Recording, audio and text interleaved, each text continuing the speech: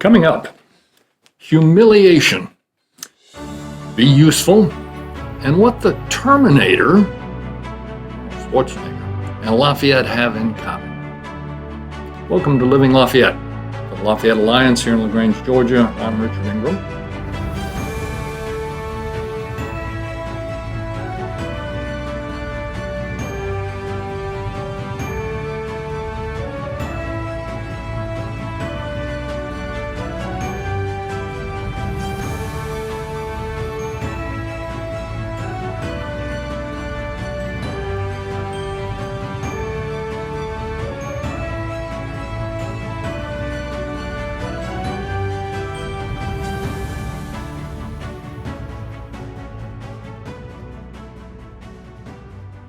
And there's Tony Privatera right there, the podcast master. So all those graphics and photographs you see on the podcast, that's Tony. He does a great job.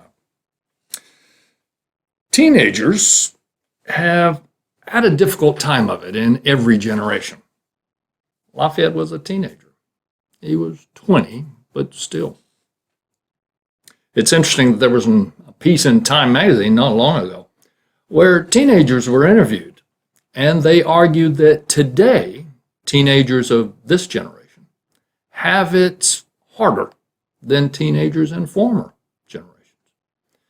They say that there are always the dramas about family and dramas about first love and all those sorts of those things don't change. But they say this era is different because teenagers are fire hosed with bad news just all the time, that with cell phones now, you can be defriended from a distance. I mean, in times past, you could sort of save yourself the humiliation. If you didn't like somebody, well, you just sort of ignored them and they got the message. But now, so you're defriended, the box is checked, or you see all those great photographs of everybody all your friends having a good time at a party to which you were not invited. So these teenagers argue that it's a difficult time these days and more difficult than before. And maybe they have a point. It was also curious that in the same issue time, Keith Richards said that he's 79 now. He said that he got addicted to heroin, he got addicted to cocaine, to cigarettes, and he kicked all those addictive habits.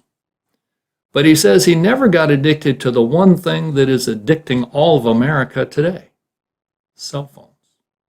He says he never got started with that. And he says, in fact, that rather than trolling the cell phone, he prefers to spend time with books.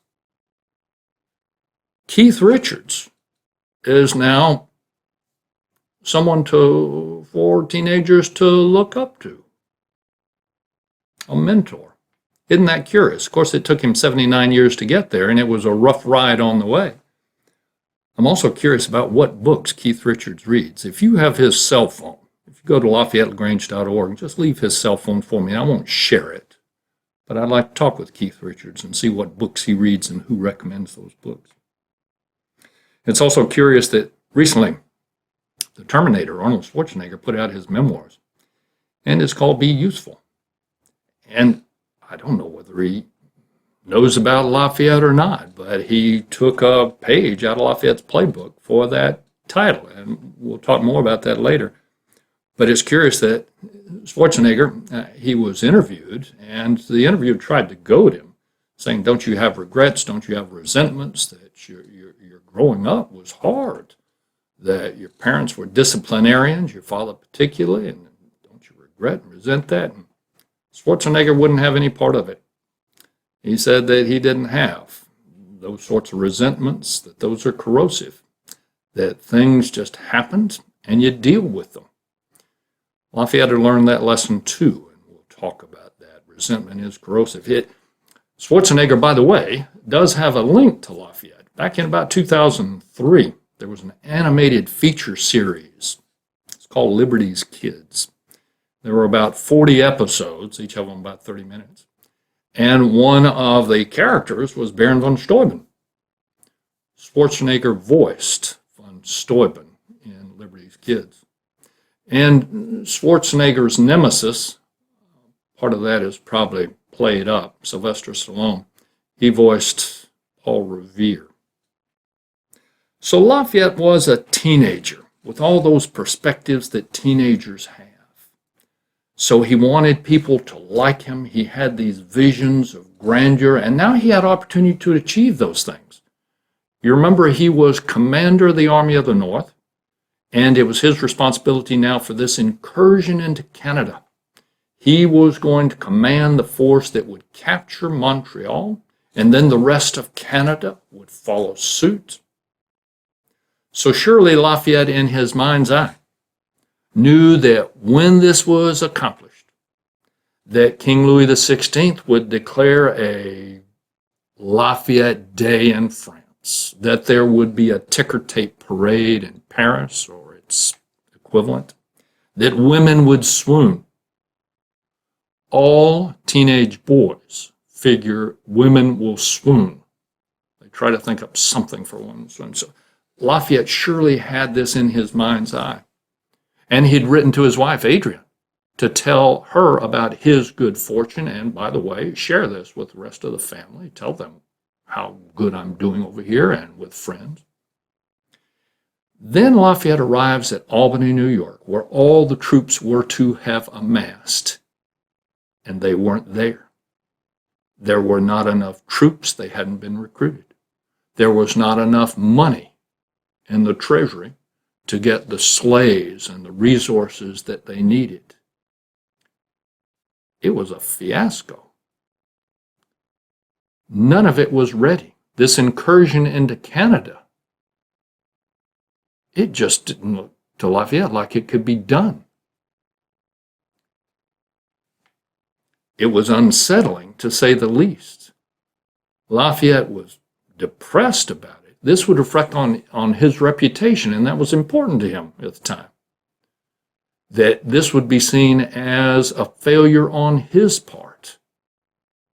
How could he show his face?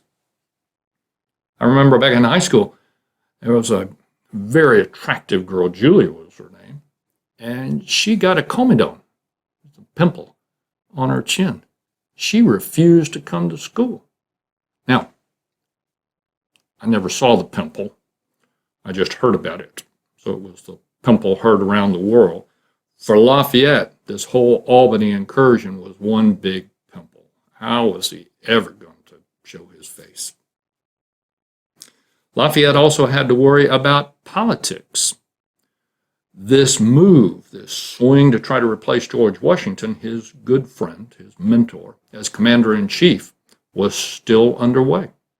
There were those who were really pushing for a replacement. They thought that Washington was not aggressive enough.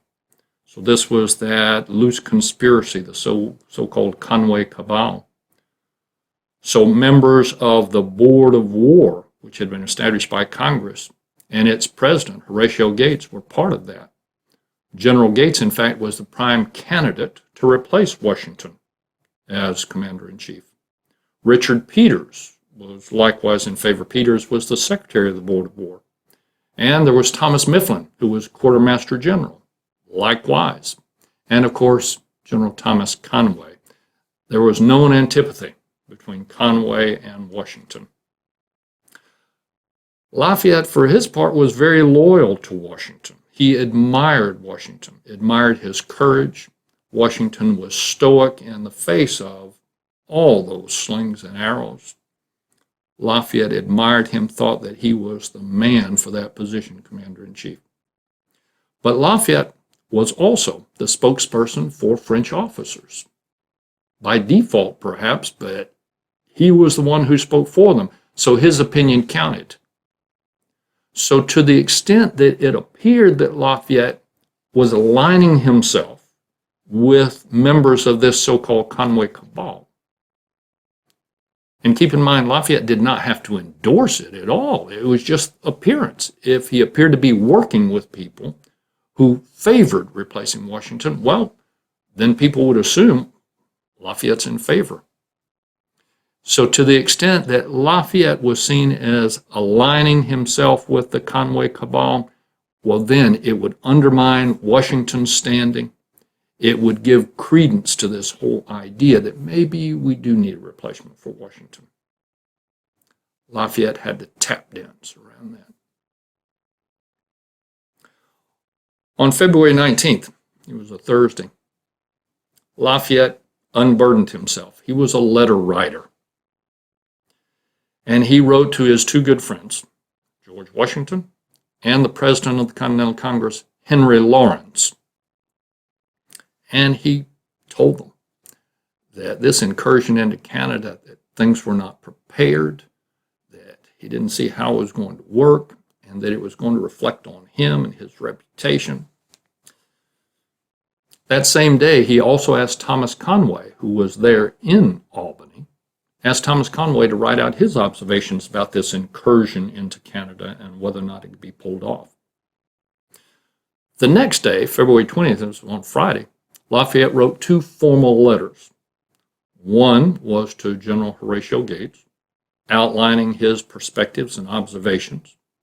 The other was to the President of the Continental Congress, Henry Lawrence, again, outlining his observations of this incursion into Canada and how dicey it was. The following week, on Tuesday, the 24th, Congress received a memo from the Board of War, Horatio Gates and his team, suggesting that this incursion into Canada, maybe it wasn't a good idea. And maybe what they ought to do is pass a resolution that would go to Lafayette, telling Lafayette that, number one, it's your call, your boots on the ground. You decide whether or not you're going to take this army into Canada and capture Montreal. And part two of that missive was you will report to the Board of War and you'll explain yourself about why you made that decision. Henry Lawrence saw that as the power play that it was. If Lafayette reported to the Board of War, it would give the appearance that Lafayette was aligned with this Conway cabal. So Lawrence argued strongly to Congress that Lafayette indeed be given the discretion about whether or not to pull the trigger to go into Canada, but that he also be given the discretion to report to either the Board of War or to Congress. So Congress didn't have to come around making a decision about where he was going to report. They would give that discretion to Lafayette. The next day, so we're talking February 25th, this was on Wednesday, letters arrived. Those letters that Lafayette had written, he'd written them back on the 20th, the formal letters, to Horatio Gates, to Lawrence, and that letter that Thomas Conway had written out about his observations on this incursion. Major John Bryce arrived with those letters from Albany, and Bryce delivered them to the Board of War. All of those letters were opened at the Board of War, and the assumption, we assumed it was innocent, the assumption, you remember there was a letter to Horatio Gates, fine, there was a letter from Thomas Conway, but there was a formal letter to the President of the Continental Congress, Henry Lawrence. That letter likewise was opened by the Board of War. It was opened presumably by Richard Peters, the secretary, and presumably innocent, but we don't know that. And true, that letter, it had a generic greeting, sir. It had nothing personal or provocative, but it had not been intended for the Board of War. It was intended for Henry Lawrence. Nonetheless, it was opened, and Horatio Gates then assumed and told Congress, Lafayette has reported to the Board of War, therefore, that is Lafayette's choice. So Horatio Gates then composed a letter to go to Lafayette, telling Lafayette that it was at his discretion whether or not he went and pursued this capture of Montreal. And Gates says, you may report to the Board of War and explain yourself. Gates did not tell Lafayette that he also had the discretion to report to Congress. The following day, Thursday, Thaddeus Kosciuszko showed up at York, You remember the friendly letter that Lafayette had written back on the 19th to Henry Lawrence. Kosciuszko had come through Albany. He was a Polish engineer, and he wanted to volunteer to fight with the Continental Army. But with the stipulation, he'd be under the command of either Washington or Lafayette very specifically. But he came through Albany and met Lafayette, and Lafayette asked him to deliver that informal letter to Henry Lawrence, which Kosciuszko was pleased to do. So when Kosciuszko presented that letter to Henry Lawrence, Kosciuszko also informed Lawrence that Lafayette had sent a formal letter to you a week ago. Well, now the pieces of the puzzle began to fall in place for Henry Lawrence, and he figured that that letter that Gates had received was a formal letter that was meant for him, but that the Board of War had opened, and then Horatio Gates had assumed a victory of sorts. Lafayette was reporting to the Board of War when Lawrence was suspicious about that, because Lafayette had always made a big deal out of his loyalty to Washington. Congress now considered all the data that it had about this incursion into Canada. And on March the 2nd, Lafayette was preparing to go to the peace conference with the Six Nations of the Iroquois.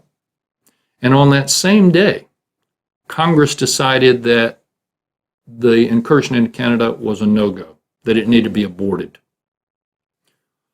Lawrence reminded Congress that Lafayette was very sensitive over this issue, because if it appeared that Congress were recalling Lafayette, and if it appeared that they were blaming Lafayette, that would not go down well.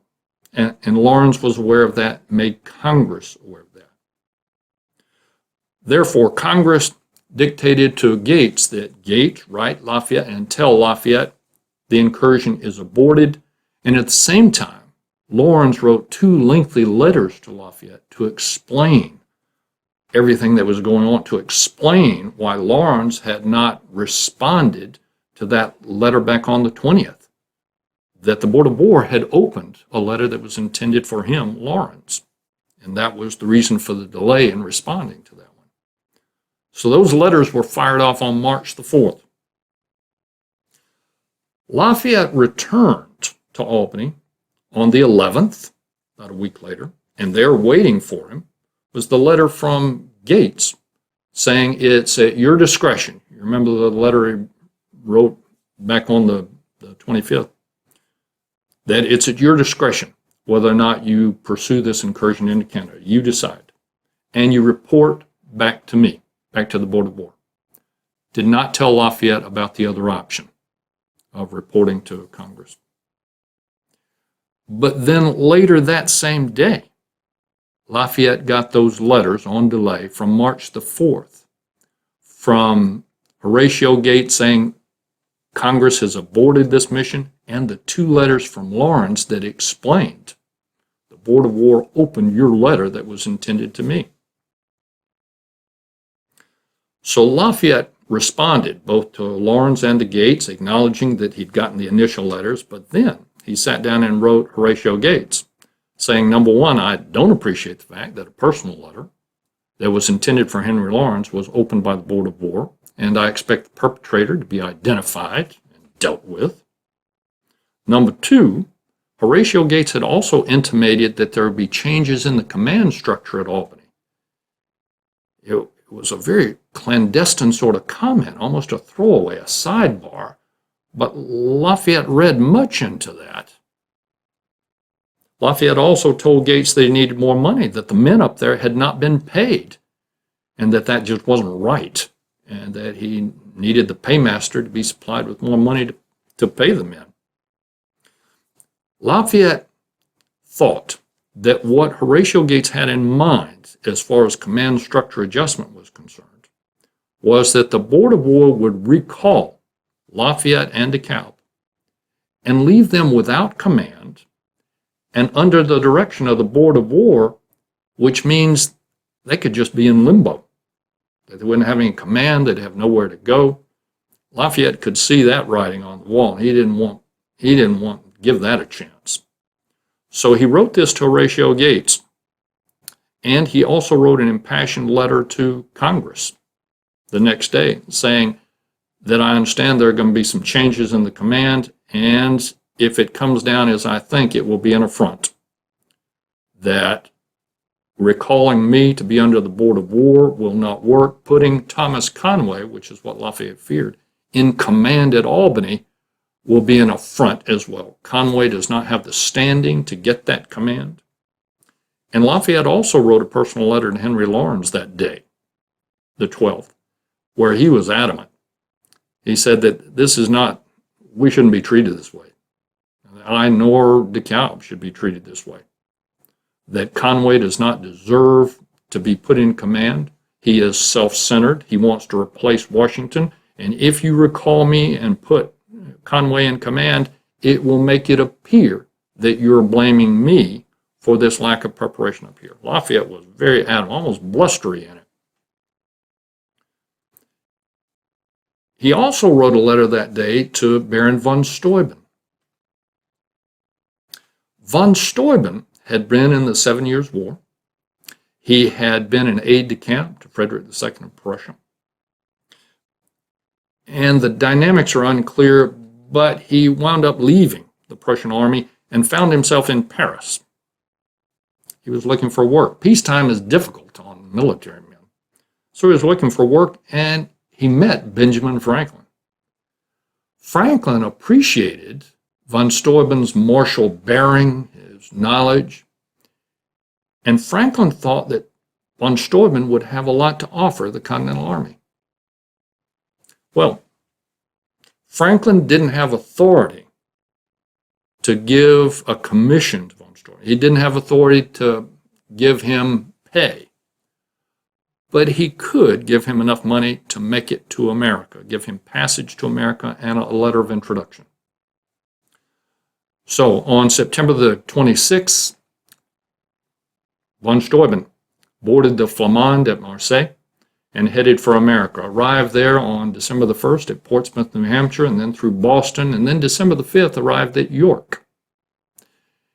And the Continental Congress, they were impressed, and they said, okay, a trial run. You can serve as a volunteer and go ahead to Valley Forge under Washington's command, where he arrived on February 23rd, 1778. He arrived there with his Italian greyhound Azor. He went everywhere with Azor. Von Steuben spoke German and French, no English. So when he got to Valley Forge, at least John Laurens, that was Henry Lawrence' son and one of Lafayette's best friends, and Alexander Hamilton, both of them spoke French.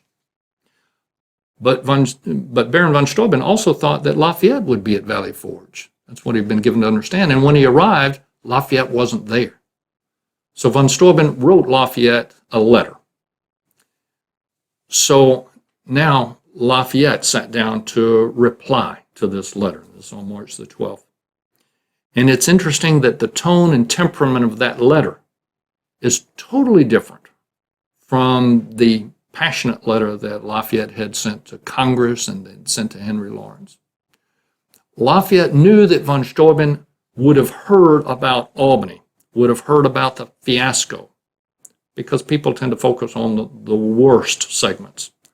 Lafayette was aware of that, teenager that he was. He was aware of that and sensitive to it. So he wrote a letter that said, yep, things here weren't prepared, they weren't ready, but this is a young army. Things happen. You deal with it. Lafayette did not show any resentment. He regretted that things weren't together, but it wasn't like he really had this burning resentment. That was clear in this letter. He also was aware that von Steuben would hear about this Conway cabal. He would hear those who would denigrate Washington, and Lafayette didn't want von Steuben tainted by those opinions. So Lafayette in this letter wrote admirably. He lauded Washington, his courage, his stoicism, because he wanted von Steuben to be in his, that is Lafayette's and Washington's camp, and then fired those letters off. This is March the 12th we're talking about, by Colonel Arnold, was to take them back to York and get them to Valley Forge. So Lafayette now, these things were burdening him. He was worried about them. And so he stayed busy. He tried to be useful. Surely where Schwarzenegger got the name of his book. So Lafayette spent time recruiting Indians for the Continental Army. He spent time talking with Governor Clinton, with General Schuyler. He ordered forts built out on the frontier for protection. He stayed busy. As it turned out, things were going to work out. The Congress ordered a letter sent to Lafayette on March 13th saying that they were going to send a resolve to Washington that Washington should recall Lafayette and DeKalb back to Valley Forge. So Lafayette and DeKalb now would be back under Washington's command there at Valley Forge. Things were going to work out. Washington didn't get around to sending that missive to Lafayette until the 20th, almost a week later.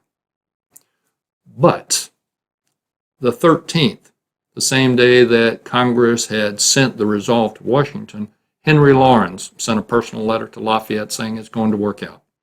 You're going to get orders from Washington to return to Valley Forge. It'll work. So it seemed like everything was calming down. Initially, Lafayette had suggested that maybe he could be put in command at Fishkill, New York. He could take command there, and if he did, that means that Thomas Conway, even if Conway stayed at Albany, would be under his command. Things would work out. Well, as fate would have it, you remember those letters, passionate letters Lafayette had written back on March 12th. They arrived in York. So now the Congress opened up these letters where Lafayette was saying, this is not right, the way you're being treated, the way we're being treated, the changes in command structure. If we're going to be treated this way, I can just go back to France. And if I go back to France, all the French officers will follow me. Well, Congress was in a dither over that. So they put together what we Americans tend to do when we're trying to resolve things, a committee. And the committee was to decide how to respond. And what they decided was, of course, that Washington would recall Lafayette and DeKalb, and Congress on March 24th sent a letter to Lafayette saying, we appreciate you, none of this was your fault, and you're needed at Valley Forge. I remember March 24th because that's my birthday. So I fired those letters off, and so now things were beginning to work out. General Greene was replacing Thomas Mifflin as quartermaster general. That was working out. Lafayette could see that there was light at the end of this tunnel. And on March 26th through the 28th, Lafayette evaporated. Nobody knows where he went. So in Lafayette Day by Day, it suggests that he went out for a review of troops, and maybe he did, but we're just not sure. But that left Albany with a command vacuum. Well, Thomas Conway was there. Thomas Conway said, I'm in command, and started issuing orders. Then DeKalb stepped in and said, wait just a minute. You're not in charge. I'm in charge. And countermanded all the orders of Thomas Conway, and then made orders of his own, which were many times contradictory to what Conway had distributed. So this bickering was great theater, it was great entertainment, nothing really came of it. And when Lafayette returned, everything settled down. The day after that, DeKalb, he left and went back to Valley Forge. It was behind him. And on March 31st, Lafayette turned toward Valley Forge and left Albany behind him. This whole episode, there was not a lot of action, there was not a lot of swordplay. But Louis Gottschalk said that during this time, Lafayette, teenager that he was efficient, he was industrious, he was intelligent, that he kept his ambition intact, that he was patient, that Lafayette grew during this time, that his character really showed itself during this time. It was difficult, but he was useful, and that time served him. This is Living Lafayette. Discover, to inform, to entertain. Until next time.